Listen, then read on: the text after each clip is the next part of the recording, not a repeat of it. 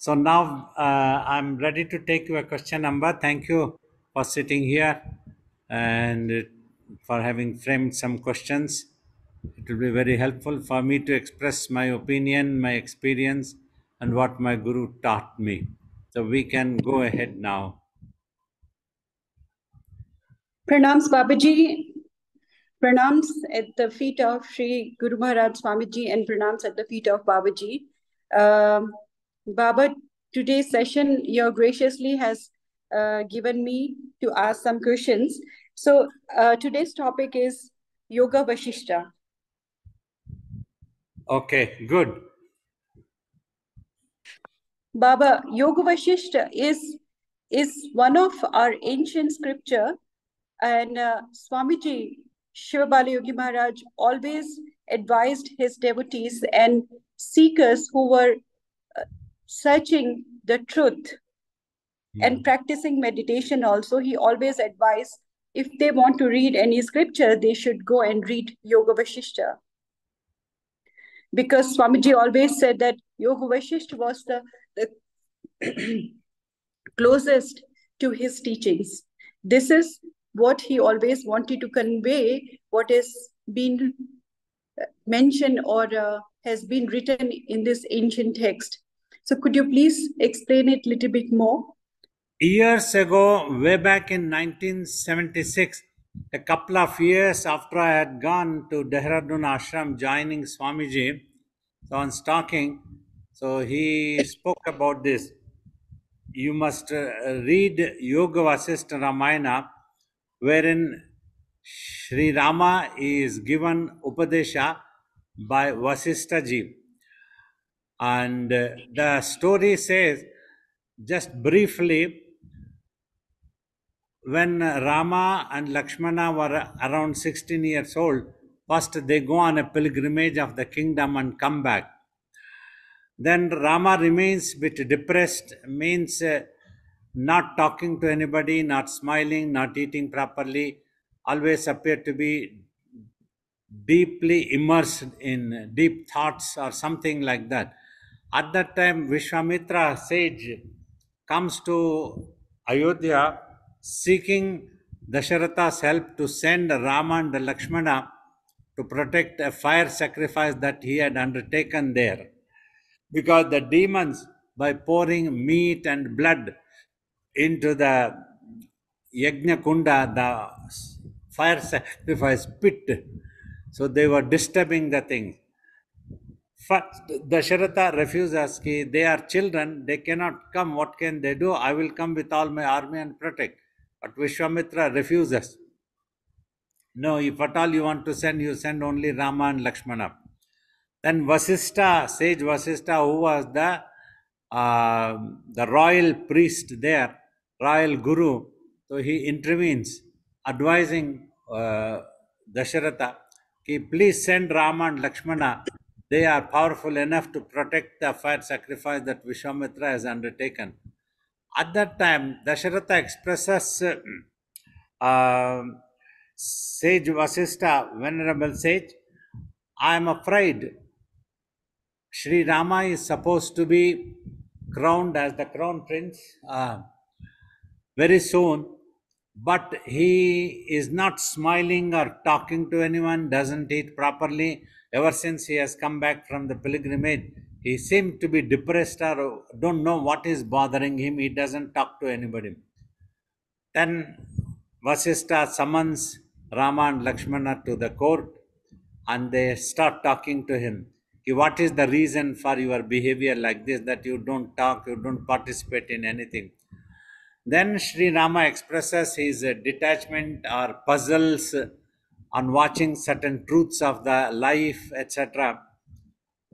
In the Ramayana, Yoga Vasishtha Ramayana, that is known, the chapter is known as the Vairagya Prakarana, the detachment thing. And Rama, what impressed me, one line that I remember, though I read, was which I could catch the essence of that Vairagya. Simple thing, I have always insisted on emphasizing on that point only. Ki, Whole world seems to be looking after the body. The body needs, body urges, and filling the belly, all these things. If we don't do it, the body dies, it perishes. And we go on doing it. The whole life we struggle to keep the body fit and body healthy, body happy, all the things that the body needs, all luxuries, everything. Yet the body doesn't stay permanently, it perishes after some time. So I am puzzled, okay, what is this fun? Okay, who am I in the middle? How do I exist? So, like this, the conversation starts, to which only Vasistha replying, he teaches basically how time and space means time and space, everything that we identify as a matter, as an object, as a thing, is only based on our own imaginations. And if you can overcome that imagination, the truth of existence will be revealed. That's what he talks. Basic essence, the entire Yoga Vasistha, using numerous stories for how the time can appear as prolonged, as a short, as unhappy, as happy, depending on the imaginations of the mind. So that is the essence of the teachings of Yoga Vasistha, which Swamiji also wanted to teach. That's why he emphasized and recommended you have to meditate and know yourself. That's what he always emphasized. So thus this was the book he recommended. So I read in those days, sometime in the time of 1976 and 77. It was mesmerizing. It sat in my mind, the one all pervaded space that which exists in itself. So such wonderful teachings that has been given. So that's what the essence of Yoga Vasistha.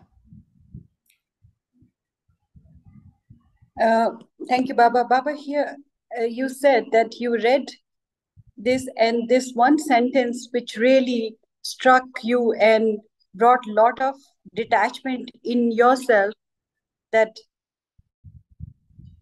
when you said that the thing which exists in itself, the self, what do you mean by here, the thing which exists in itself? And what is the self here means is? That is the ultimate truth beyond which nothing else exists, and that is eternal. Generally, many of you would be familiar with Indian scriptures. Upanishads are great sages, teachings like that, and other gurus talking. They all talk of the all pervadedness of the divinity. That ultimate truth is Yes, known Baba. as self, is also recognized as divinity in duality, or you can recognize it as the self, the real self. So who am I, like Ramana Maharishi taught? For that, everybody knows it is all pervaded. It is omnipresent, omnipotent. These are the words used. But it was Yoga Vasistha which talks that it, that ultimate truth, that self, it exists in itself. First time when I read this sentence, it stuck to me. I was sitting under the tree behind Dehradun ashram, in the between the bushes under a mango tree. That was there I was sitting. I was reading that book. Then I looked up. Instantly it occurred to the mind. That means it is this space. This space which we are thinking as a wide place or space is not actually space, and because this is the only thing which is existing in itself, rest all seems to be existing in the space. By then I had read a little bit of Adi Shankara, in which a small story that had happened also created an impact about the truth of existence. Once Adi Shankara was going to have a bath in the holy Ganga river while he was camping in the pilgrimage town of Kashi, of Benares. So when he was going, it is said that the divine Lord Shiva came in front of him as an untouchable person with a country-made alcohol earthen pitcher on his head. So Adi Shankara for a second perhaps forgot the all pervadedness, everything of the divinity, and just said, "Okay, give way to me, get out of my way." So, to that, composedly, that person says, "Look, it is in this Brahmanda that you also exist, and I also exist. Your body also exists, and my body also exists. But if you think there is any place beyond and beyond the space where there is no space, show me that place. I will go away, leaving this space for yourself. You can occupy the space and have it for yourself." So suddenly Adi Shankara is astonished. He strikes to him, my God, what a great knowledge he is talking. If this person has this amazing knowledge, like today, if we all think in a common sense way that is in front of us, whatever home, district, state, country, planets that we claim that ours, even airspace that we might claim, but the space is one single piece. It cannot become two different pieces. We cannot catch hold.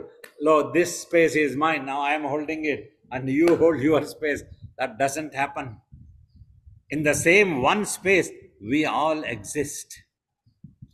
That time I thought, if only everybody, particularly humanity, can realize that we all belong to one home, one space, that is our home. If at all we have to exist, we have to exist in the space. If we exist on the earth, see, everywhere, right from our body to the earth planet, everything depends on one another. If we exist inside our house, that house depends on the earth or on some construction work, something like that. One depends on the other for existence also. Finally, if we all depend on the planet Earth for our existence, or sun, like this, that we depend on our body's existence, so all these exist in the space, and that is the final frontier. Beyond that, there is no such thing that the space exists in which. That's what Lord Shiva, who had appeared as the untouchable person to Lord Shankara, asked. They addressed it as Brahmanda, what we call it as space today. They are addressed as the Brahmanda, the imagined absoluteness. Whereas the actual absoluteness is beyond imagination. But about that absolute, we have imagined. That is what is Brahmanda. Anda is the round, though it denotes the egg in a way, but the egg-shaped one, absoluteness. So that's what it is. Then Adi Shankara realizes. So it is this space that you exist, I exist, everybody exists. So beyond the place, if it is there, then I will go away, he said. Then Adi Shankara prostrates to him. This is equivalent to my Guru if he has this amazing knowledge, awareness in him. See the humility of those great teachers. He never hesitated to prostrate the person who had this knowledge. So then, by then, Lord Shiva had disappeared. So Adi Shankara realized, like this has such wonderful teaching. So I realized that day sitting under the mango tree, my God, that means this space is not actually the space as we are thinking hitherto, because this was told to us by our teachers, by others, and it was fed to our brain. And I have assumed this is simply a void place. Space, one of the definition it is said, it is a void place through the surface of which matter can pass through. That is the thing known as space. We call it like that one. Apart from that, it is all pervaded.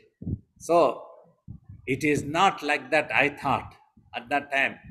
If any object or the matter can pass through its surface, that means, in other words, positively, we must take this is a special quality of the space.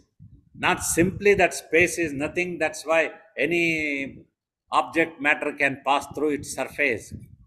The space has graciously allowed the matter to pass through its surface, has graciously allowed the matter to exist in its surface. That's how the thought came to me. It was like a realization for me at that time when I was thinking.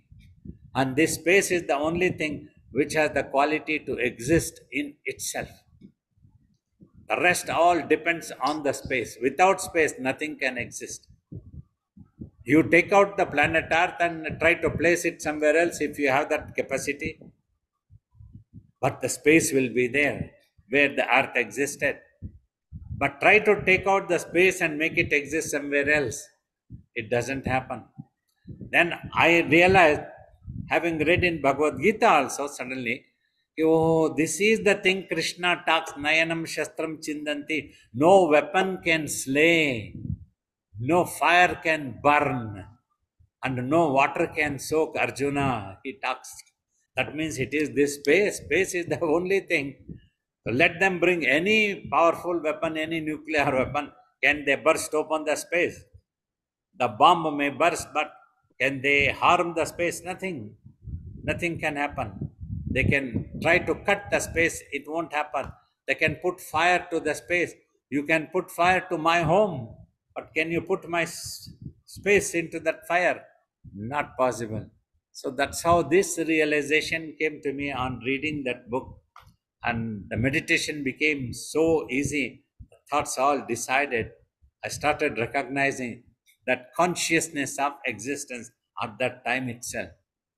That's what I thought. Okay, this is the I feeling that is coming, and that means this doesn't go anywhere because this is the space itself.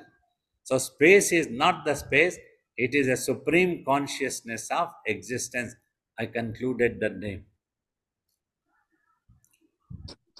So, Baba, you spoke about the space, and in Yoga Vashishta Nirvan Prakaran, what you were just mentioning, it comes again and again when Vashishta ji says to Rama that, sorry, it's because it's a bit tough language. He says that only Murk, only means agyani or ignorant or a stupid person will always think that I am the body. But a jnani, the jnani who is established in itself will never consider body as Atman or as a permanent entity. So here, so again, Vashishji has said that, so never assume that body is Atma both into the body, using the body as an object should not be conceived. Yeah. What is permanent? So these sentences that you read just now from the chapter, I will try to simplify so that it's easily understandable. This is one thing. The ancient teachers very straightforward and blunt, and when they needed to use such language, they use it so that it can prick the student and go seriously for that truth.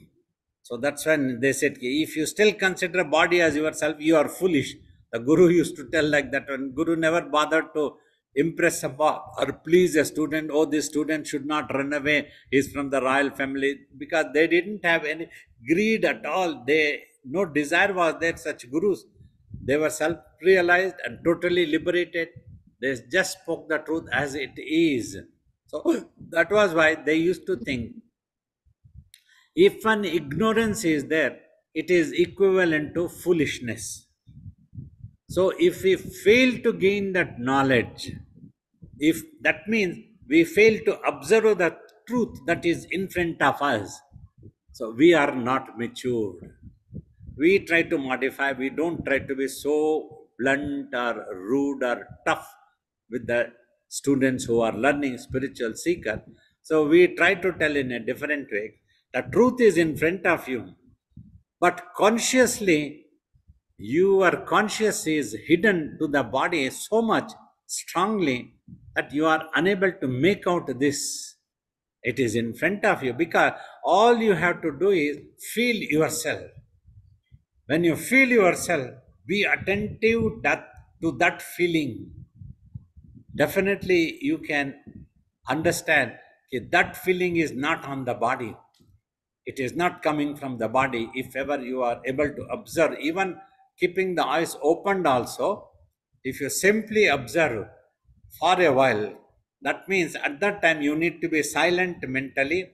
No other thoughts or visions should be attracting your attention. That means your attention gets distracted, then it gets concentrated, then you try to feel yourself, your existence. That's what I keep telling, consciousness of existence, that which is in the middle of millions of thoughts that are in the mind. This one consciousness of existence is not an imagination, it is a reality. Whereas the rest of the things are all imagined thoughts and visions. The moment you become quiet, the thoughts and visions disappear, because they were imagined, they were not reality. But this consciousness of existence will not disappear. That's how you are able to feel. So you have to feel. That means it is in front of you. For that only we try to prepare a student by teaching meditation of just watch, that watch. Because the mind has gone out of control since time immemorial, it takes a lot of time sometimes for the students to realize this fact which is in front of, just in front of us. That's what I used to think when I used to read some other scripture, Brahman, Sarvavyapt, all pervadedness, all this. No, this doesn't sound. They should have used certain language which is just in front of us.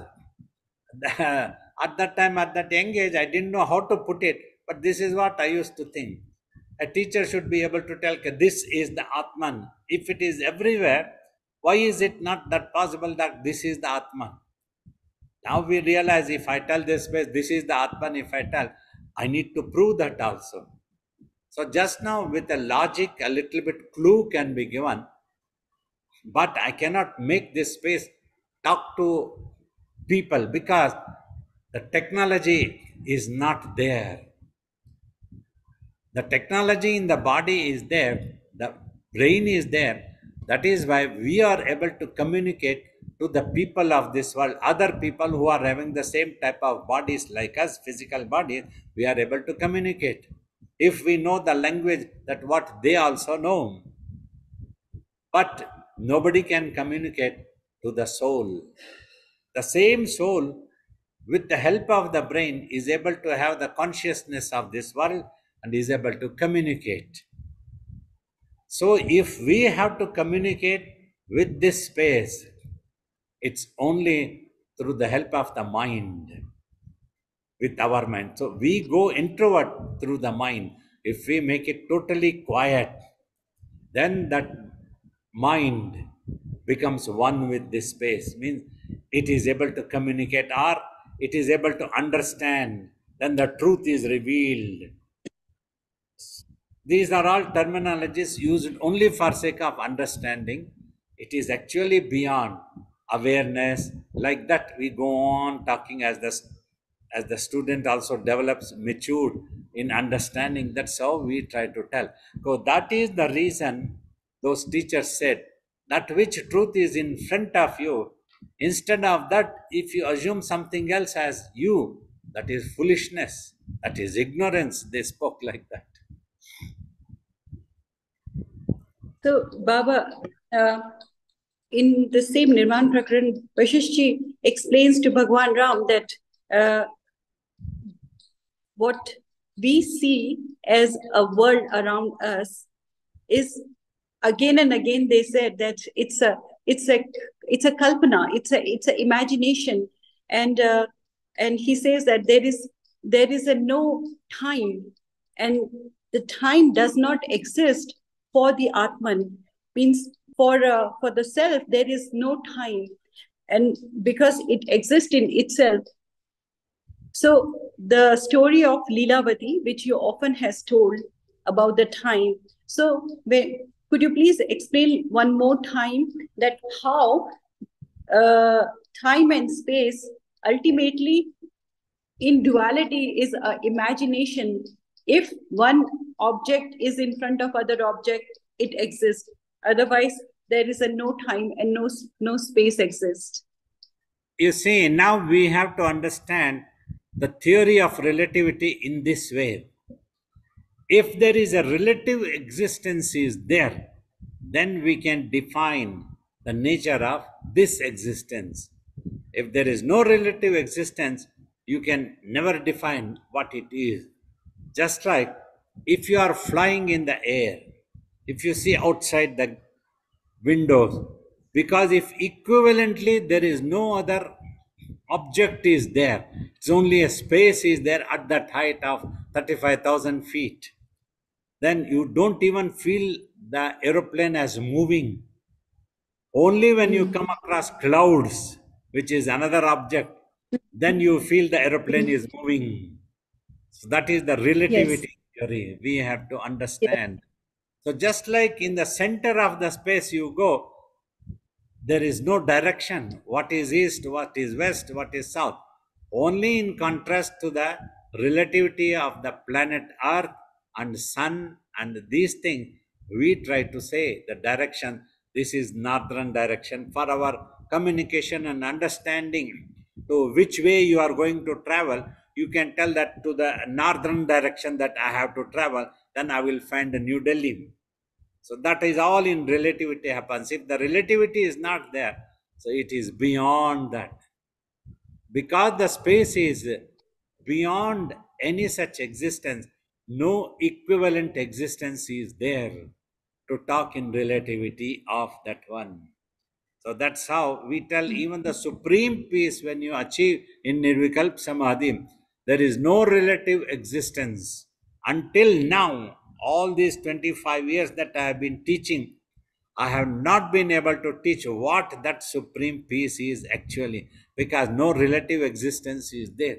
For sake of understanding, I might have quoted many names, many terminologies, imagined other so much things, but not exactly what that supreme peace is. Only the day you are able to experience that serenity, that quietness. So that's what the truth of relativity is.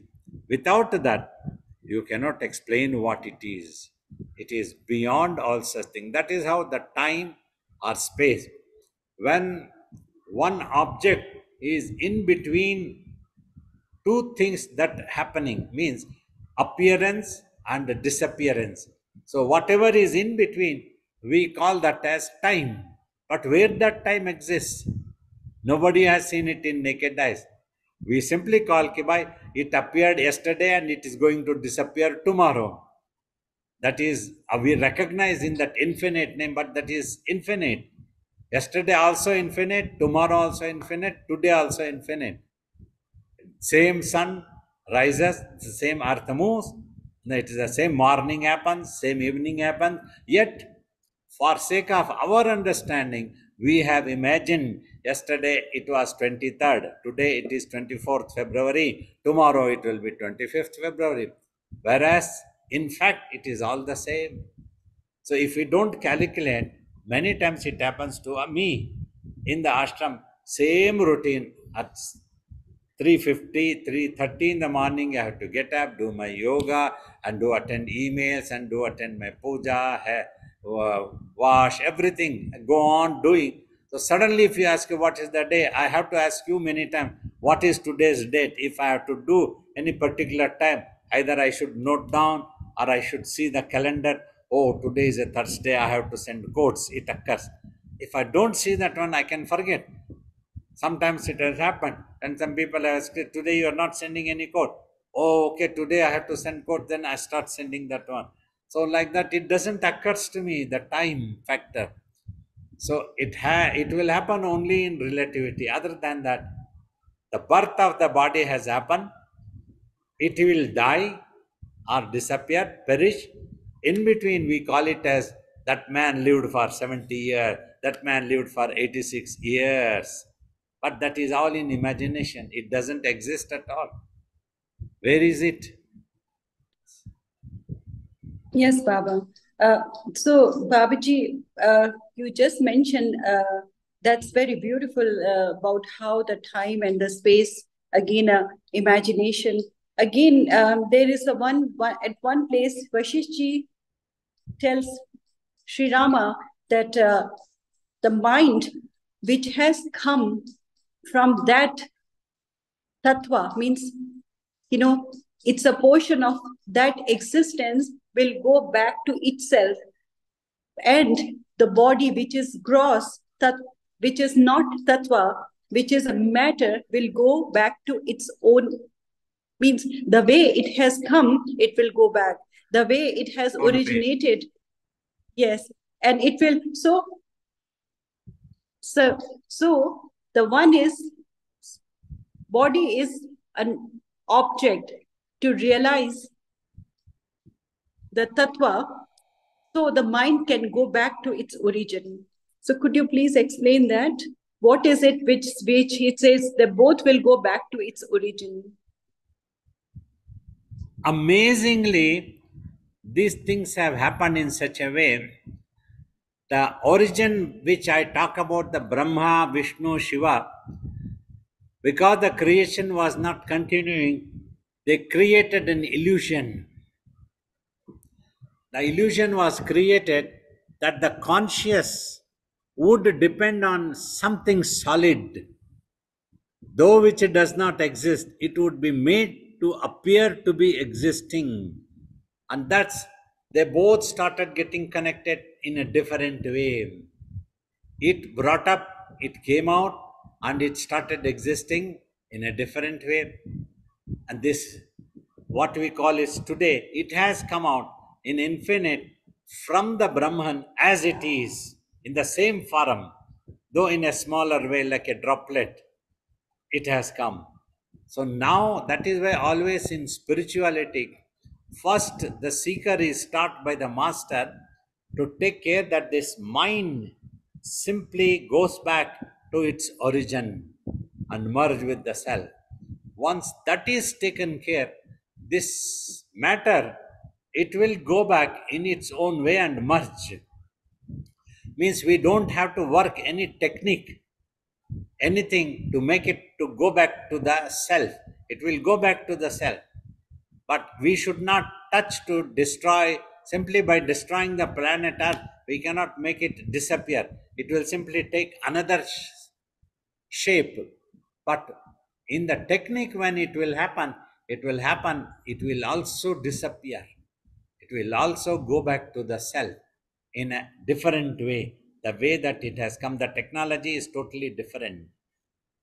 Simply, if this mind goes there, so this automatically carries this also. But as long as the mind is there, it brings out the matter also. When simply the mind goes back, it sends back the matter also. That's what the Nirvikalp Samadhi you experience, which cannot be demonstrated. But today I'm just telling the experience, the technology, how it happened. For that, you have to get rid of yourself as the mind and merge with the higher consciousness and go towards the self. That can happen when mentally you become quiet. That is the basic essence of spirituality, or all these sadhanas that is taught. First, you have to cool down mentally. The more you go on talking and creating chatterbox and creating in the mind, you will create more and more matter, and never-ending process of hen out of the egg. So when I tell that if one of them is withdrawn skillfully, the process stops. You withdraw the egg, don't allow it to hatch into a hen, then the process stops. Or when it is hen, you don't allow it to put an egg, then the process stops. So in the same way here, you just take care of the mind. Once you stop the thoughts and visions in the mind, means you are stopping that process, how it produces the matter, and the consciousness gets involved into the matter. See, it has produced the body, but now it's stuck in the body. Just by finishing the body, we cannot get liberated. There are many misunderstandings in some schools of thought think that If we simply finish the body, we will get liberated. Liberation does not happen like that. You don't have to kill the Yes, body Baba. at all because it will go away in its own way. You simply have to kill the mind. Kill the word if it is strong. Quieten the mind. Then that will take care. This body will go in its own way. It will also go back to the self. So both had come out of the one single self only. How that supreme energy, presence of energy and supreme consciousness is such a wondrous thing. This will be experienced in Nirvikalpa Samadhi time. So a clue comes to you. Until you don't reach that state, no amount of teaching of this technique, one will be able to grasp how it happens. That is what Vasistha also talks in. Whenever Rama talks, okay, I agree everything is illusion, but how did this illusion came into existence? That means he is asking is this matter is illusion, this world is illusion, but how did it came into existence? Who made it possible? How will it disappear? How will the liberation can happen? To that, Vasistha tells, when you achieve that Nirvikalpa Samadhi, you will understand on your own, or at that time, if I explain, then you will be able to understand. So, practically, if you want to learn to cook the bread, bake the bread, you have to be there and then you will understand how it bakes. Otherwise, we will be wondering. It is the same flour, it becomes like a rusk, crispy rusk. The bread is very soft. How does this happen? So, when you start cooking, you will understand it is all the temperature differences. That is all. So here also, consciousness, temperature difference. So, Baba, you just now said, which reminds me another question, that Vashishti says a state of a yogi or a state of a jnani uh, is is always jagrat, is always awakened, even while the the jnani, the one who has attained the nirvikalpa samadhi, is sleeping, walking, or dreaming. स्वप्न जागृत और सुषुप्ति समस्त अवस्थाओं में सभी in all the condition, he's walking, he's sleeping, he's having a dream. In all the condition, a jnani is in a jagrat, is an awakened condition. So can you explain that what is it means? You explain so beautifully that the mind has gone back.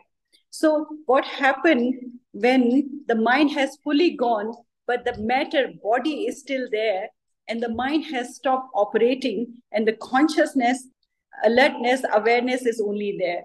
So what happens to a jnani?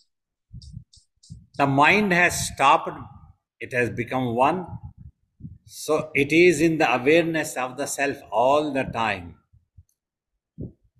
This world is appearing because of the existence of the body, and the consciousness is still there in the body a little bit.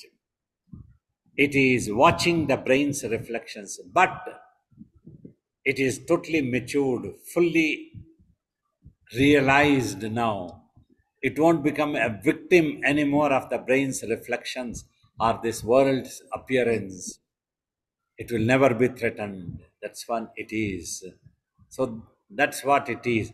Otherwise, though you get frightened by the appearance of the world and its happenings, if your consciousness is stuck to the body, you are thinking this, I am this body, then everything is happening, appears to be happening to this body and the world, you are stuck. But if you have come out of this body's consciousness, settled into the self, you are always in that awareness. Whether dream comes, and this world also is a longer dream. Simply, I am inside the dream, but I am not in the dream. Considering in the dream, I am in the awareness of the self. So I am free, at peace. Nothing of this world really bothers me. It cannot make me emotional. It cannot make me unhappy. It cannot make me happy. No need.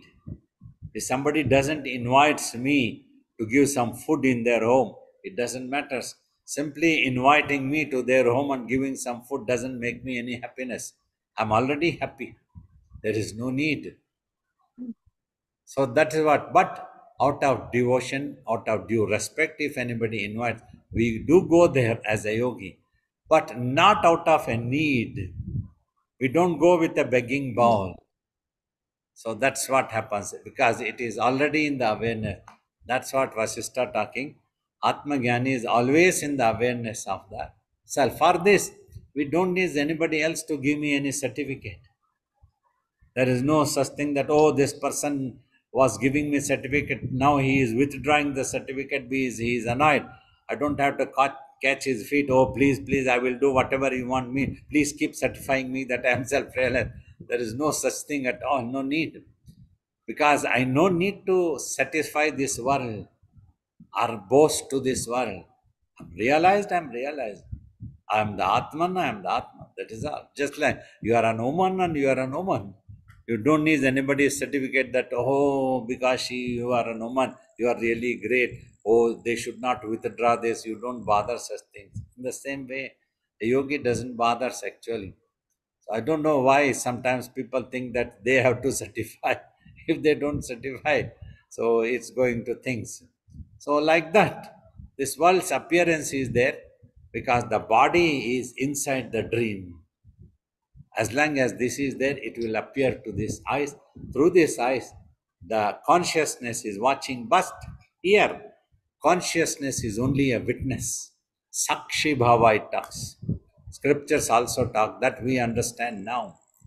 Part of the watching, this world doesn't move us into any such reality or non-realities. The reality is done. So, Baba, you just said that was my question. That when you said that the being in a sakshi bhava, being just a witness of the play which is going and which we consider as world going around us. So when you said that this in the sakshi bhava, how do you perceive, or you are neither a perceiver or there is no sakshi, only just a play going on, means there is a no duality left in you and us. Because Yoga Vashish also, Bhagwan asked this question, Bhagwan Ram has asked to Yoga Vashish, in Yoga Vashish, that how do you see me, as a separate entity or as one single entity, as the Ghatakash? Just like the space in 5 or 10 earthen pitchers you keep, it is the same space. The one who is aware of the space all pervaded, when he gets to see, he understands that this space is also this space only. It is not different from this space. You won't identify with the earthen pitcher. This space in the earthen pitcher is different, that space in the earthen pitcher is different. It doesn't happen like that. He is always aware. Though the earthen picture is there temporarily as an imposition of appearance, it is there. Just like in the mind also, temporarily the imposition is there of a thought and vision, but that is not true, he realizes. Once we realize, that's when many teachers might try to give different meanings. So one student says, I had this vision in the meditation, Babaji. Oh, this vision means this is the thing, that is the thing that has been indicated by the divine. Swamiji has indicated this thing. Nothing. If at all some vision is coming, just use it to watch and don't do anything with that one. This secret my Guru taught me during tapas, and little before tapas also he had spoken this secret. People keep asking about visions. Initially, to attract them to sit for meditation, we have to do that one, but no vision has any significance at all. That is beyond all visions, So, that truth. So, Babaji, you were saying that there is, if even in the Sakshi Bhava, there is nothing to perceive. Nothing to perceive. Or is there? It's just like I have told, on a white paper you write, instantly it gets erased. It doesn't stay there. So in the mind, it doesn't stay as a reality, doesn't registers anything. No registration office is there. Simply it come and it disappears. So even as a Sakshi, there is no second exist No for existence. a Such a no record. existence of. It is totally aware. So Except for that one self, there is no second existence is there. In simple words, yes, except for the space, there is no other second existence equivalent to the space is there. The rest is all appearance. But because you are all inside this appearance as a microspec, so this appears to be real. So all the characters that is in the mind, so difficult for them to realize that we are just being created and we are in this the mind as the mind. Ki I am the mind. Actually, it doesn't realize it is the but the same mind watches also. So that peculiarity you will realize only in deeper samadhi. There is one who is watching. You catch hold to that one who is watching, then you will be led back to the self very easily. That's what you have to yes, watch. Baba. That's very beautiful because I was coming here. The technique which you always, or Swamiji always taught us to how to meditate. So Bhagwan Ram has asked Yavashishji that tell me the technique that which can help me to bring my mind under control and my equilibrium into the sambhava, means which is in union of my mind. So when Ram says to Vashishji that, and Vashishji says, keep your eyelids low onto the tip of your nose, withdrawing all your senses, and just keep watching. Same technique. So you just now said that you just has to watch. Catch hold of that watcher. Watch that watcher. Yes. So watch the watcher. And Baba, means a common person is like we all struggle all the time. That what it is which has to be watched, and whole time goes into this struggle of keeping the controlling the thoughts, and we forget that we don't have to control the thoughts, we just has to watch the watcher. So can you explain this technique one more time, because the same technique what you Swamiji has taught you and you teach is the same technique has been mentioned in Yoga Vashishta also by Vashishji to Bhagwan Ram. Yes, exactly. I have tried to tell even in the dream also, explaining the dream. In the dream, a dream is happening to you, and you feel yourself as if you are suffering, you are happy, you are unhappy, the different characters that you would have created in the dream, you are like you are there in all the characters and the story is happening, and you are watching also. Who is this watcher? Watch that one. Means if you stop getting involved into this dream, then you come to the level of the watcher. That's what in meditation we have not given any target what you have to watch.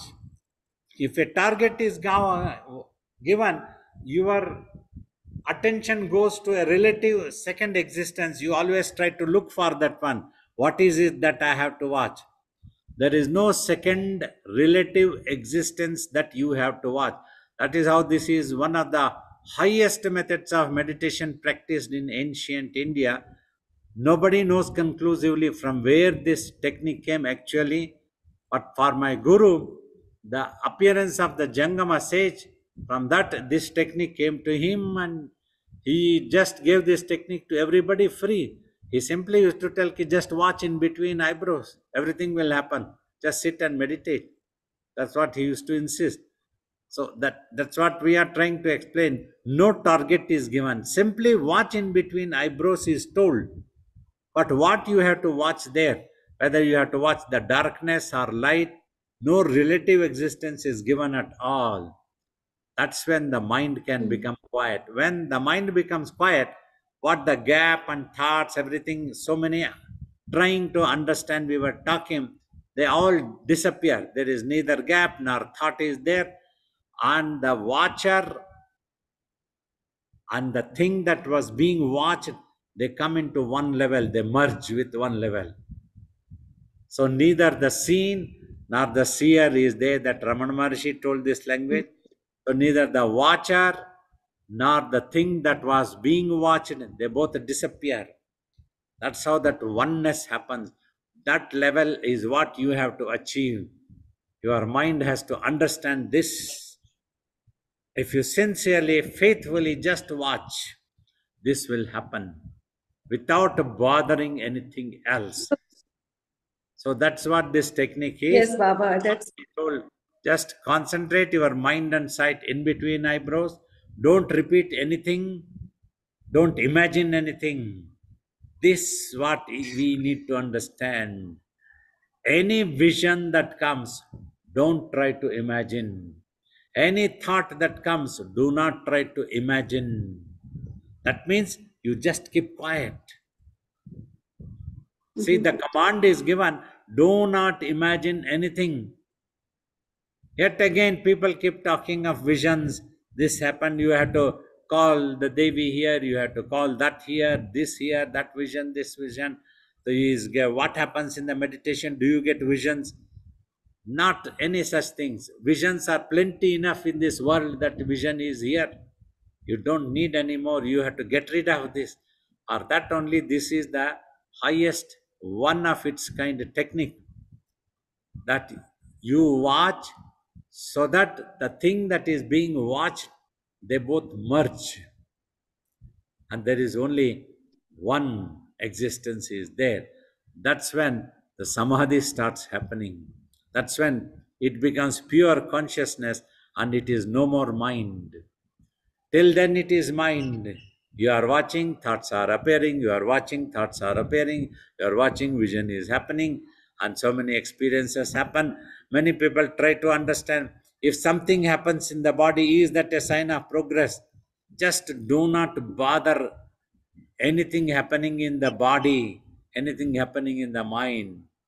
Only when the mind becomes quiet, then you and you were watching yourself, they both become one.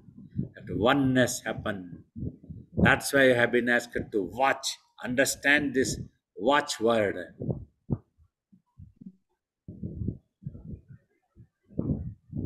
so, Baba.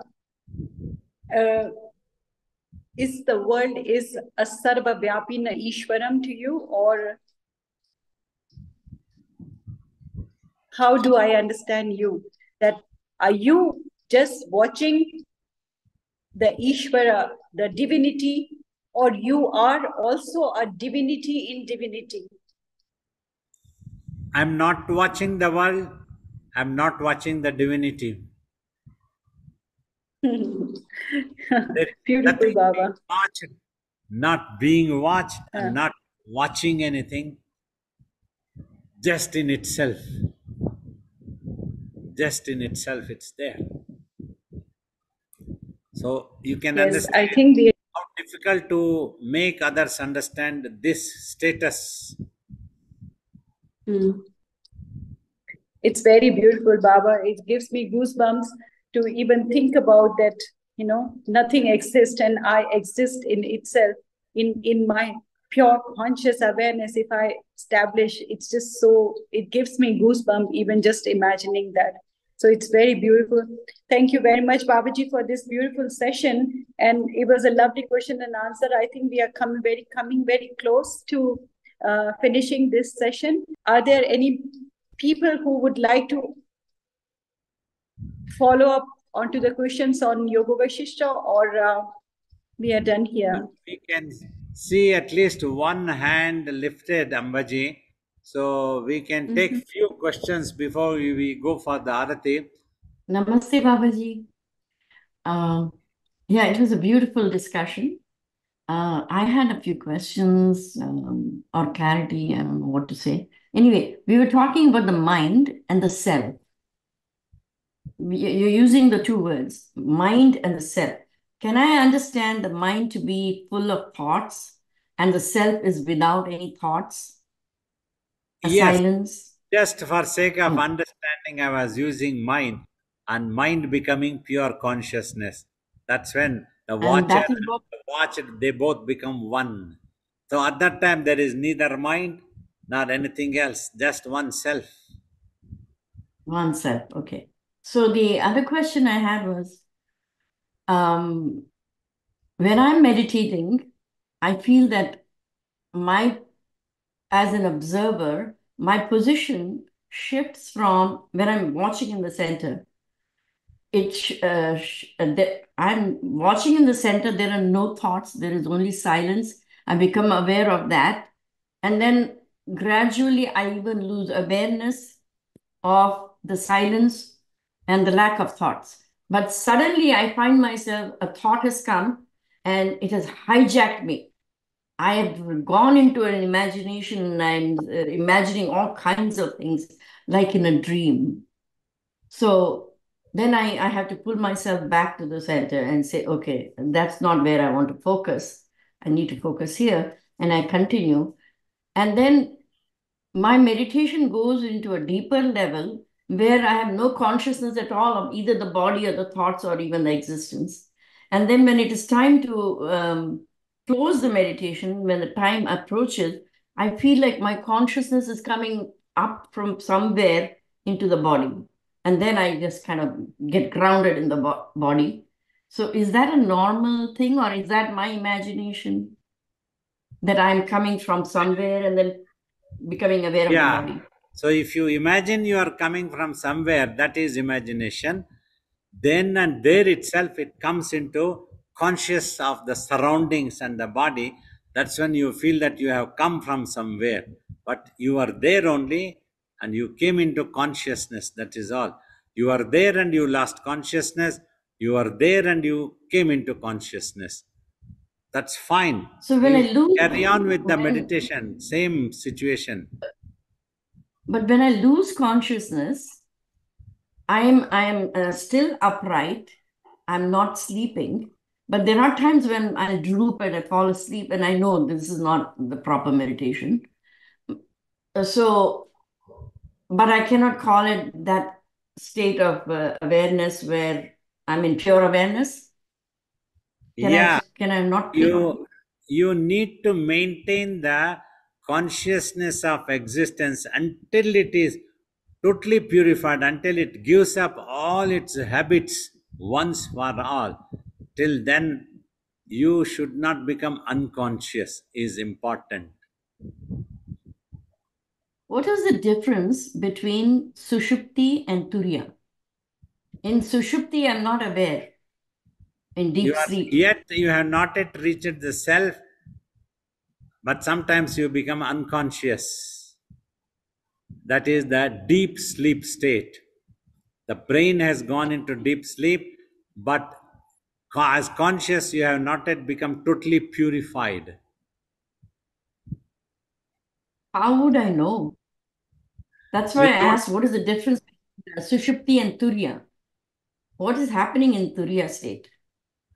you will know when the mind, it will not go back to become a mind again. It will be in the silent quietness. Till then, you have to continue. Okay, I'll be very fast. I had a question, but I believe it was that what we've been talking about pretty much encompassed it. I just wanted to kind of get some verification that in the Yoga Vasishtha, a verse says, like the relationship between fire and water, the Atman, due to its relationship with matter, acquires the characteristics of matter, and matter also acquires the characteristics of the Atman. Is this, is it, I think that you kind of explained it as this is the mind and the body gaining consciousness and consciousness gaining a body? Yeah, you see, it is the consciousness which imagined the matter also. So when it imagined the matter, it became mind. And the matter became more powerful for a while. So thus, this mind got stuck into the matter called body. So now you cannot handle the body with that consciousness, but you can handle your mind. You can make it quiet. So then it will Okay. come out of the entangledness that it has happened due to an illusion. Perfect. Thank you, Baba. Pranam, Divine Guru. Pranam, my Ishvara, Ishta Devata. Pranam to you at your lotus feet. You had mentioned that when you close your eyes, then you focus on the feeling, the presence, which we feel, the feeling within our body. So when we do that, I know that there are some three distinctions. One is I feel one is the body, the other one is the pressure of the mind, which is racing outside, and then there is a third presence, which is the feeling. And when we focus on the feeling, that feeling is within the body, but you also said the watcher is all pervading. So why, when I am on that feeling, when that there is something which is silent, but that silence is only confined within my body, but that silence you say is all pervading, but how can I have the presence That go is to that all because pervading? it is still stuck into the brain's reflections. That's why it is feeling as if it is stuck within the body. The same thing which is all pervaded feels as if it is within the body because it is stuck. It is Yes, firmly believing the reflections of the brain. So then it thinks that it is inside, it is the dweller. So how it will go towards With what the I mean the watching same technique, with the watching technique of the meditation, that's why simply watch, you understand, means without doing anything. You don't have to do anything, you don't have to understand anything, you don't have to really watch anything, but simply watch. Then it becomes quiet and it gets released from the brain's clutches. Then you will feel the all Thank you. pervadedness. Thank you. Pranam Babaji. Thank Yeah, hi Babaji. Thanks for taking my question. In Yoga Vasishta, Vasishta says you will be able to know your soul, O Rama, if you can see with the vision that lies between the looker and the object looked upon. So I was wondering, could you please expand on what Vasishta is trying to convey here? Is it a technique or is it That just... means in the technique, you stop imagining that you are a looker or you are the one being looked, both. So you have to understand, when we talk of the watching in between eyebrows, you are neither the watcher nor the thing that is being watched. So when this state comes, this comes automatically when you just watch, and all thoughts, thinking, visions, everything disappear, and the mind achieves to become a silent. When it is the pure consciousness, then the thing that is being looked and the looker both disappear. That same thing Ramana Maharshi has told as a seer and the seen disappear, and the watcher and the thing being watched both disappear, and that oneness is experienced.